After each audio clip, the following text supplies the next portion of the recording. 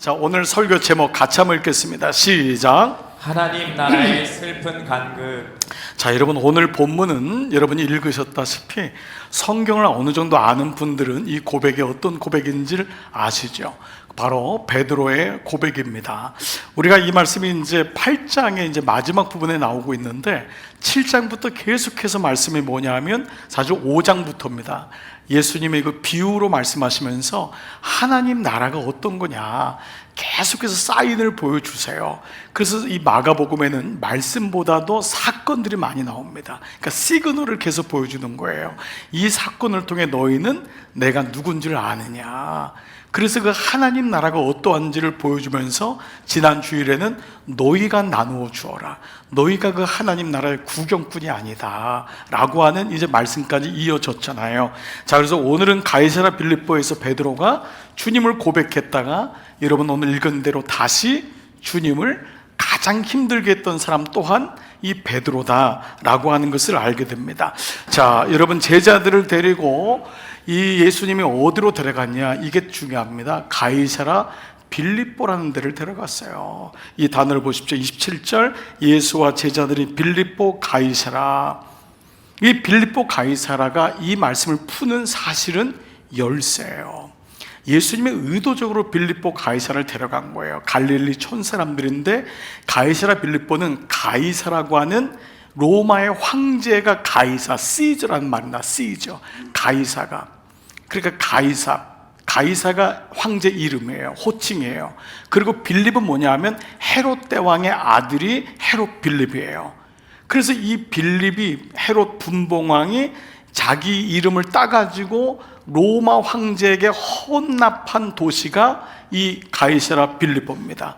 지금도 가면은 너무 엄청납니다. 거기는 진짜 폭포가 있고요, 너무 기가 막혀요. 그래서 수원지예요. 게다가 지금도 그러면 대단한데 그 2000년 전 대리석으로 다 깔았어요. 온 도시를. 상상을 초월합니다. 지금도 여러분 한번 사진을 봐보면요, 벽을 완전히 암벽을 까가지고 만드는 도시예요. 이걸 보기만 해도 사람들은 기가 막힌 거예요. 근데 여기 있는 신이라고 했는데 염소신입니다. 위는 사람인데 밑에는 염소신이에요. 바알과 같은 신이에요. 그래서 이 도시를 옛날부터 이름도 달랐던 거예요. 이름도 이 바알갓이라고 하는 이름을 가지고 이 동네를 만들 정도로 완전히 신전도 엄청나고, 즉 뭐냐 하면 여기다가 제사하고 여기 있으면은 모든 신이 너의 쓸 것을 채워준다. 이게 구약 시대부터 가이사랴 빌립보는 아주 우상의 집단지였어요. 그렇지만 사람들 마음속에 너무 부러워하는 곳이에요. 아무나 가이사랴 빌립보에서 살지 못합니다. 그러니까 그 땅에 살면 너무너무 부러워하고 마치 로마의 왕이 우리를 보호해 주시는 것 같고 판신이 우리의 모든 농경과 우리의 자식들을 다 도와준다라고 하는 거예요. 여기가 바로 빌립보예요. 그러니까 예수님이 여기서 묻는 거예요. 여기서 교회에서 너희는 나를 누구라고 묻는 것이 아니라 이 삶의 자리에서 거기서 묻는 거예요. 때로는 광야라고 하는 보리떡 5개와 물고기 2마리가 있는 빈약한 곳에서, 광야에서도 주님이 우리에게 너희가 나를 누구라고 믿느냐, 병상에서도 묻지만은 오늘 이 시간 이 말씀은 너무도 풍요로운 이 자리에서 모든 사람들이 부러워하는, 마치 주위를 둘러봐라 우상이 가득하고 여기는 인간의 탐욕을 다 채워주는 곳이야, 여기서 너희는 나를 누구라고 하느냐. 그러면서 주님은 당신의 정체를 드러내세요. 그게 27절 보면은요, 길에서 제자들에게 물어. 길에서 동그라미. 길에서라는 단어는 이 단어에서 너무 중요한 단어입니다. 우리가 살아가는 길에서, 삶의 현장에서 주님은 나에게 너는 나를 누구로 하느냐. 우리가 삶은 내 마음대로 길을 가다가 교회에 와서만 묻는 게 아니라는 거죠. 우리 모든 삶의 길에서 주님이 우리에게 묻는다는 거죠. 자, 이러한 가운데 주님이 제자들에게 묻죠. 사람들이 나를 누구라고 생각하느냐. 그래서 뭐라 그래요? 세례 요한이 환생한 것 같다, 엘리야가 아닐까, 그리고 선지자 중에 하나이다. 그런데 주님이 뭐라 그래요? 이 사람들 소리가 필요 없다. 너희는 나를 누구라고 하느냐. 이게 중요하잖아요. 너희는 나를 누구라고 하느냐. 이게 예수님과의 관계 아니에요. 많은 사람들이 예배해도, 오늘도 여러분들이 다 예배해도 주님이 여러분에게 묻는, 너는 나를 누구라고 생각하느냐. 이게 오늘 예배드리는 우리에게 너무 중요한 질문이 아니겠어요? 그러자 베드로가 29절에 대답하여 이르되 뭐라고 하죠? 주는 그리스도십니다. 주님, 당신은 그리스도십니다. 이 그리스도는 헬라어예요. 여러분이 알고 있는 메시아라는 말은 히브리 말입니다. 그러니까 메시아라는 말이 이제 그리스도라는 말이거든요. 이 그리스도란 말은 구약의 모든 것이 완성된 분이다. 구약에서는 이 메시아는 기름 부음을 받는 자예요. 그래서 기름을 붓는 사람은 누구에만 부냐면 세 사람밖에 없어요. 왕하고 제사장하고 선지자입니다. 그러니까 예수님이 바로 왕이요, 제사장이요, 선지자다라는 것을 지금 베드로가 이 고백을 하는 거예요. 이 고백은 마가복음에 처음 등장하는 고백이에요. 많은 사람들이 주님을 따랐고 제자들도 따랐지만은 다 뭐죠? 말씀이 어렵도다 하고 제자들 중에도 떠나간 사람이 있었어요. 모르는 거예요. 아무래도 모르는 거예요. 그런데 그때 이 베드로가 주는 그리스도시여라고 고백합니다. 그러나 여러분 아시다시피 이 베드로는 갑자기 돌변합니다. 그리고 베드로는 예수님 마음을 너무도 아프게 한 사람 중에 하나입니다. 예수님 마지막 돌아가실 때도 그런 말이라도 하지 말아야 되는데, 다른 사람 다 도망가도 나는 주님에서 죽을 수 있습니다 라고 했던 베드로가 사람들 앞에서 예수님을 3번이나 부인하는 정도가 아니라 저주합니다. 그런데도 여러분 알다시피 이 베드로는 초대교회 수장이 되잖아요. 하나님이 이런 베드로를 기다려주세요. 그렇지만 베드로의 이 고백은 어찌 보면은 너무도 기가 막힌 고백인데, 주님이 기다렸던 고백인데 완전한 고백은 아님을 알 수 있어요. 왜냐하면 오늘 뒤에 나오는 사건이 그것을 보여줘요. 그래서 우리가 입으로 주여 주여 하는 거 너무 소중해요. 그렇지만은 하나님의 뜻대로 살아야지만 천국에 들어갈 수 있다고 하는 이 두 간극이 우리에게 필요한 거예요. 자, 베드로가 처음으로 당신이 누군지를 고백했을 때 예수님은 비로소 당신을 드러내세요. 이건 너무 중요한 사건이에요. 우리가 예수님을 주라고 할 때 그때 예수님이 보이세요. 구경꾼인 사람에게 말씀이 들리지 않는 것과 마찬가지입니다. 여러분이 이 시간 예수님만이 나의 구주십니다 할 때 성경에 관심이 생겨요. 이 말씀은 뭐라고 할까? 성경이 보이기 시작해요. 그 성경을 통해서 예수님의 십자가의 길, 사역이 보이기 시작하죠. 자, 보십시오.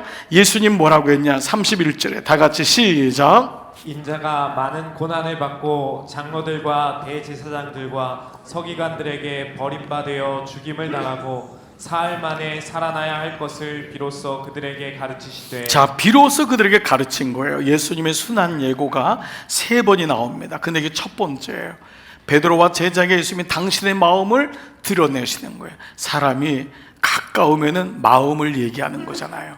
그렇죠? 예수님이 제자의 마음을 이제 아는 거예요. 베드로의 마음을 아는 거예요. 물론 베드로가 온전치 못하다는 걸 알아요. 이 예수님 베드로가 장차 당신을 부인할 것도 알아요. 그러나 그 입술로 그 고백함으로 모든 사람이 듣잖아요.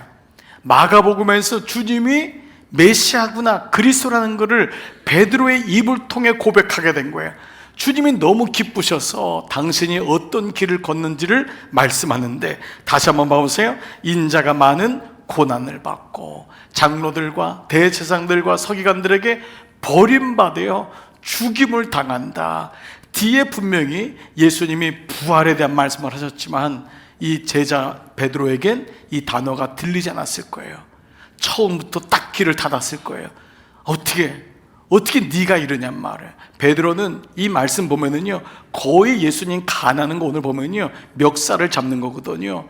거의 이건 그냥 반말인 거예요. 지금까지 말만 랍비고 말만 주여 퀴리오스여 스승이지, 이 순간 베드로는 속셈이 드러나는 거예요. 내가 왜 예수님을 따랐는지. 예수님이 떡을 주시는 분이거든. 기적을 일으키는 분이거든. 예수님만 모시고 있으면 내 인생이 가이사나 빌립보 같은 인생이 된다라고 하는 자기 생각이 있는 거예요. 그야말로 수가 틀린 겁니다. 그런데 이 진짜가 드러나니까 베드로의 가짜가 드러납니다. 베드로가 멱살을 붙잡고 항변하죠. 이게 붙들고란 말은 멱살을 잡다, 옷을 잡다예요. 유대인의 옷은 통짜기 때문에 이 옷을 잡는 건 이 멱살을 잡는 거랑 같은 거예요. 갑자기 제자가 베드로의 옷을 잡는 거예요. 지금 방금 주는 그리스도라고 해놓고 갑자기 돌변해가지고 얼굴이 뻘개져가지고 예수님의 멱살을 잡는 거예요. 항변이란 말은 뭐냐? 리뷰, 꾸짖는 거예요. 이건 반말입니다. 이것 봐라, 이거 뭐야, 시우마, 이것 봐라, 야 이놈아, 이거예요. 아주 편하게 말하면 이게 지금 베드로의 얘기인 겁니다. 왜 그럴까요? 자기가 생각한 하나님 나라와 예수님이 말씀하신 하나님의 나라가 너무 다르기 때문에 그래요. 이게 오늘 설교 제목인 하나님 나라의 슬픈 간극이라고 하는 말이에요. 자, 그런데 예수님이 이렇게 반응하세요. 33절, 예수께서 돌이키사, 이건 아주 단호함을 얘기하세요. 예수께서 돌이키사, 예수님이 사랑이 많고 그렇게 인자하시고 궁율이 많은데 예수님은 어느 순간에요 너무도 분명하세요. 그리고 이 사실은 우리의 간극을 좁혀나가세요. 저는 부모가 그래야 된다고 생각해요. 부모는 한없이 좋은 사람이 아니에요. 동네 사람은 한없이 좋지요. 그러나 부모는 어느 순간에 돌이켜야 돼요. 딱 얘기해야 돼요. 하나님의 사람은 이 마음이 있어야 돼요. 세상 좋고 다 좋고 좋은 게 아니에요. 돌이키사 뭐라고 하냐? 제자들을 보셨어요. 그리고 베드로를 얘기하셨어요. 그러니까 모든 제자들에게 다 얘기한 건데 베드로가 수제자니까 수제자인 베드로를 말씀할 때 보니 꾸짖죠. 반말하면서 예수님의 옷자락 붙잡고 있는 그 베드로를 보면서 아주 단호하게 영적인 기강을 딱 잡으세요. 그러면서 뭐라고 하냐면 사탄아. 이거 정말 무서운 말이죠. 사탄과 베드로는 사실 문법적으로 동격입니다. 그런데 이게 어떤 말이냐? 여러분 알다시피 베드로가 사탄은 아닙니다. 분명한 거는 여러분 이 말씀 가지고 집에 들어가셔서 예수 안 믿는 남편 보고 사탄아 이러면 안 됩니다. 여러분 예수 안 믿는 애들 보고 사탄아 물러가라. 여러분 이 말은 더 사실은 교묘한 말씀이 있는 거예요. 사탄아 내 뒤로 물러가는 건 뭐냐면 그렇게 주는 그리스도시라고 고백한 그 사람도 사탄이 들어가니까 그의 생각과 그의 행동이 이렇게 하나님의 일을 생각하지 않을 수 있다는 거예요. 우리가 그렇게 주님의 일을 헌신하고 봉사해도 어느 순간에 사탄이, 목사도 보세요, 마지막에 무너지는 거 보세요. 예외가 없습니다. 그렇게 믿음 생활 잘했던 사람이 사탄이 들어가니까 그의 생각과 행동이 완전히 사람의 일만 생각하는 일로 바뀌어버리는 거예요. 그래서 오늘 뭐라 그래요? 사탄아 내 뒤로 물러가라. 너가 하나님의 일을 생각하지 아니하고 그 하나님의 구원을 생각하지 아니하고 인간적으로 너 잘 먹고 잘 사는 거, 가이사라 빌립보에서 사는 거, 이것만 생각하는구나. 그러니까 너는 나를 믿는 이유가 뭔지를 얘기를 하고 있는 거예요. 네가 나를 이렇게 예배하고 나에게 온 이유가 뭐냐? 그것을 하나님은, 주님은 사람의 일이라고 말씀해 주세요. 이거는 베드로를 사탄이라고 여러분 모욕감을 주는 것이 아니라 하나님 나라의 간극을 좁혀가시는 거예요. 좁혀가시는 거예요. 여러분 예배는 한없이 위로받고 여러분들이 사랑도 경험하고 주님의 궁유력임을 받는 거지만 동시에 여러분 꾸짖음을 경험하셔야 돼요. 주님이 나를 다시 간극을 좁히는구나. 내가 이렇게 풀려지면은 나중에는 사람의 일만 생각하는 사람이 되는구나. 그래서 예배는 하나님의 위로와 사랑이지만 동시에 꾸짖음 말씀이 되셔야 돼요. 여러분 이만큼 나이 드시면 누가 여러분에게 꾸짖음을 주겠습니까? 하나님 말씀 아니면은 절대 나를 건들 사람은 아무도 없어요. 그 말씀이 칼이 되어서 나에게 올 때에 비로소 우리가 바른 길을 걸어가는 것과 마찬가지인 것이죠. 그런데 여기 주목할 말씀이 있어요. 바로 내 뒤로 물러가라는 겁니다. 자, 이 내 뒤로 물러가라고요. 이 단어가 이 오피소 모우라고 하는 헬라 말이에요. 좀 단어는 오피소 모우라고 하는 게 내 뒤로 물러가라요. 근데 요 말에 의미가 있어요. 내 뒤로 물러가는 건 뭐냐 하면 그 문자로 내 뒤에 서라는 거예요. 앞에 오지 말고. 지금 베드로의 모습은 뭐죠? 주님보다 앞서 나가는 거예요. 주님보다. 쉽게 말하면 나대지 말아라. 너 지금 내 뒤로 서라는 거예요. 내 뒤로 서라. 이 오피소 모으라는 말은 내 뒤로 서야. 내 뒤에 서야지, 주님 뒤에 서야지 주님의 모습이 보인다는 거예요. 여러분, 이 말씀을 잘 생각해 보세요. 주님 뒤에 서야지 주님이 뭐를 하는지 보인다는 거예요. 그러면 주님을 따라가려면, 주님의 뒤에 서려면 어떻게 되느냐? 34절에 명확하게 나와 있어요. 자기를 부인하고 자기 십자가를 지라. 그래서 오늘 말씀은 여기까지 연결이 되어야 됩니다. 그냥 사탄아 내 뒤로 물러가라, 여기서 끝나면 안 됩니다. 내가 주님의 뒤로, 내 뒤로, 주님 뒤로 물러서려면은, 주님을 따라가려면 필히 자기를 부인하고 자기 십자가를 지는 것입니다. 이것은 우리의 삶에서 어떻게 적용될까요? 우리는 하나님의 은혜입니다 라고 하는 말은 좋아하지만 자기를 부인하고 자기 십자가를 지라는 말은 정말 싫어합니다. 이게 오늘날 교회에서 제일 환영받지 못하는 말이 자기 부인일 거예요. 자기를 부인한다는 거, 이건 내가 없는 거거든요. 나는 아무것도 아닌 것 같거든요. 게다가 십자가를 지는 거예요. 자기 십자가는 두 가지로 크게 나눠요. 인생의 십자가가 있어요. 이 십자가 내가 져야 되는 거예요. 누구 탓할 것 없어요. 그리고 또 하나는 예수님을 믿으면서 져야 될 십자가가 있는 거예요. 고난의 십자가도 있고, 여러분을 왕따시키는 십자가도 있고, 그리고 때로는 주님을 선택해야 하는 십자가도 있는 거예요. 그런 자기 십자가를 져야지만이 주님 뒤에 설 수 있다는 거예요. 그래야지만 주님을 따라가고 끝까지 목자 되신 주님을 따라가서 우리가 마지막까지 승리할 수 있다는 것을 말씀하고 있죠. 자, 오늘 말씀을 한번 마무리하면서 여러분에게 질문 하나를 이렇게 드리고 싶어요.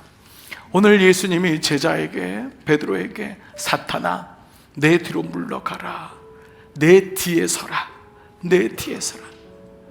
여러분, 베드로에게 한 말이 뭐예요? 내가 너를 위해 기도하노니 사단이 너를 밀 까부르듯이 깐다 그랬어요. 베드로에게 한 말이에요. 베드로야, 사단이 너를 밀 까부르듯이 깐다. 베드로 모르고 있는 거예요. 베드로도 지금 주는 그리스도십니다 신나게 얘기했지만 다 자기 생각으로 믿고 있는 거예요. 그때 주님이 내 뒤에 서라, 내 뒤에 서라, 이게 옳다. 내 뒤에 서는 게 뭐냐 하면 자기를 부인하고 자기 십자가를 지는 거다. 여러분, 지난 인생 속에서 부단히 여러분 자기를 부인해 오셨을 거예요. 그래서 가정도 이만큼, 교회도 이만큼 온 거예요. 자기 십자가를 졌기 때문에 여러분 지금 예배자가 되어 있는 걸 거예요. 그러나 이 단어는 끝난 단어가 아니에요. 주님 앞에 갈 때까지 부단히. 왜냐하면 마귀의 가장 속임수가 바로 이거예요. 우리 자아예요. 우리 자아. 제일 어려운 적이 사실은 내 안에 있는 옛 자예요. 아직 십자가에 못 박히지 않은, 하나님 앞에 항복하지 않은 내 옛 자. 그런데 오늘 이 말씀은 질문 하나가 드리는 건데, 이 말씀이 예수님 당신의 삶을 의미하기도 해요. 주님은 당신을 부인하셨기 때문에 당신에게 주신 십자가를 질 수 있었어요. 그런데 왜 우리는 이게 안 될까? 이게 되다가도 어느 날 분명히 하루 시작할 때 나를 부인하고 십자가를 져야지 라고 하다가도 직장 가면 길에서 가이사라 빌립보 같은 도시에서 새까맣게 잊어버리고 살까? 그 이유가 뭘까?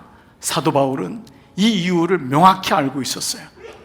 고린도서 전서 1장 23절 보면은 사도 바울이 이런 말해요. 우리는 십자가에 못 박힌 그리스도를, 그냥 십자가의 그리스도로 가도 되잖아요. 못 박힌 그리스도를 전한다고 했어요. 이 말의 의미는 뭐냐 하면은 유대인에게는 이게 꺼리끼는 거고 이방인에게는 미련한 것인데, 왜요? 못 박힌 그리스도. 저는 이 말씀이 묵상되다가 우리는 십자가를 알긴 아는데 못 박힌 십자가는 아니라는 거예요. 우리는 십자가를 끌고 다녀요. 십자가 없는 것 아니에요. 집에도 십자가가 있고 여러분이 사무실이나 여러분이 있는 곳도 십자가가 있을 수 있어요. 그러나 십자가의 못은 안 박아요. 예수님의 십자가에는 못이 있어요. 우리 십자가에는 못이 없어요. 그래서 누군가 이 얘기를 이런 말로 우스운 말이지만 우리의 십자가는 바퀴 달린 십자가다, 이런 표현을 했어요. 우리는 내가 원하는 대로 십자가를 끌고 다니다가 사무실 앞에 딱 놔둬요. 그리고 그 안에서 내 마음대로 살아요. 그러다 다시 나와서 그 십자가를 끌고 집에 가요. 집에 안 들어가요. 집 앞에다 놔둬요. 집 안에는 예수 믿는 집이 아니에요. 그리고 또 십자가를 끌고 교회로 와요. 교회 문 밖에 놔두는 거예요. 여기서 십자가를 얘기해요. 그러나 십자가를 끌고 다니는 바퀴 달린 십자가인데 사도 바울은 못 박힌 십자가라고 해요. 갈라디아서 2장 20절 보십시오. 내가 그리스도와 함께 십자가에 못 박혔나니. 바울은 자기가 못 박혔다고 하는 거예요. 못 박혔다. 그러니까 이제는 내가 사는 것이 아니라 오직 내 안에 그리스도께서 사는 것이 되었다고 말씀하고 있어요. 그러면 어떻게 우리는 날마다 우리의 삶에 못을 바꿀 수 있을까요? 여러분, 내가 어떻게 가상적으로 망치로 손에다가 필리핀 사람들이 하듯이 남미 사람들이 하듯이 그런 고통을 주면 못 박는 겁니까? 아니잖아요. 어떻게 못 박는 거예요? 놀랍게도 이 못 박는 말씀이 전도서 2장 12장 11절에 이렇게 나와 있어요. 지혜자들의 말씀들은 찌르는 채찍과 같고 회중 스승들의 말씀들은 잘 박힌 못과 같다는 거예요. 말씀에 못이 박혀야지만 십자가에서 나를 부인하고 나의 십자가를 칠 수 있어요. 말씀이 왜 중요하냐? 그 말씀이 잘 박힌 못과 같아서, 그 말씀이 못 박힐 때, 그 말씀이 들릴 때 그때 내가 부인할 수 있어요. 여러분, 우리는 본질적으로 자기 부인이 안 돼요. 본질적으로 죽지를 못해요. 우리는 늘 사는 거예요. 우리는 살려고 몸부림쳐요. 우리는 그만큼 내 자아가 강한 거예요. 그러나 그때마다 예배를 통해 말씀이 들리니까 또 우리는 회개하는 거예요. 또 우리는 하나님 앞에, 하나님, 제가 연약했습니다. 제가 부족했습니다. 이거는 그리스도에만이 할 수 있는 거예요. 하나님의 사람만이 가질 수 있는 말씀이 바로 못 박힐 때, 그 말씀은 잘 박힌 못과 같아서 여러분에게는 말씀이 박혀 있나요? 그 말씀을 가지고 살아갈 때만이 우리는 끝까지 십자가를 지는 삶을 살 수 있을 줄 믿습니다. 사실 우리는 이 땅에 사는 동안 하나님 나라의 간격을 가지고 살아요. 이게 인간의 본질입니다. 죄성은 작거든요. 내가 주인 되는 거거든요. 근데 주님은 자꾸 죽으라고 하거든요. 이게 어려운 거예요. 그러나 그때마다 말씀이 들리기 때문에 이게 예배 아니에요. 그래서 예배에 말씀이 없으면 절대 우리는 죽지 않는 거잖아요. 그 말씀이 들리니까 그 간격을 주님께서 계속해서 줄여나가시는 거예요. 주님보다 앞서서 살아갈 때마다 주님은 내 뒤로 물러가라. 네가 사람의 일을 생각하는구나. 하나님의 일을 생각하지 못하는구나. 그래야지 나를 따라올 수 있다. 누구든지 나를 따라오려거든 자기를 부인하고 자기 십자가를 지고 나를 따르라. 오늘 이 말씀이, 여러분, 하나님의 말씀은, 모든 성경은 하나님의 감동으로 된 것으로 교훈과 책망과 바르게 함과 의로 교육하게 유익하니 이는 하나님을, 사람을 온전하게 한다 그랬어요. 그 말씀이 나를 교훈하고, 그 말씀이 나를 책망하고, 그 말씀이 나를 삐뚤어진 나를 바르게 세우고, 그 말씀이 나를 하나님의 의로 교육하나니 그때 비로소 자기를 부인하는 온전한 십자가를 지는 못 박는 그리스도의 삶을 살게 되는 줄 믿습니다. 오늘 이 아침 여러분 삶의 말씀이 잘 심겨지기를 주의 이름으로 축복합니다.